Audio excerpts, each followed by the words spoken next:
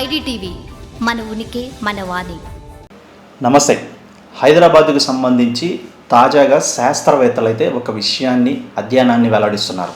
కొంచెం సీరియస్గా తీసుకోవాల్సిన విషయమే. హైదరాబాద్లో ఉన్నటువంటి చెరువులు కానివ్వండి, నదులు కానివ్వండి, అంటే మూసీ నది కానివ్వండి, ఇలాంటివి డ్రైనేజెస్ వ్యవస్థ, ఓపెన్ డ్రైనేజెస్ కానివ్వండి, కాలువలు కానివ్వండి, ముఖ్యంగా ఇక్కడ ప్రవహిస్తున్నటువంటి వాటర్లో, ఇక్కడున్న వాటర్లో దాదాపు చాలా వరకు కూడా అధిక మొత్తంలో బ్యాక్టీరియా ఉందంట.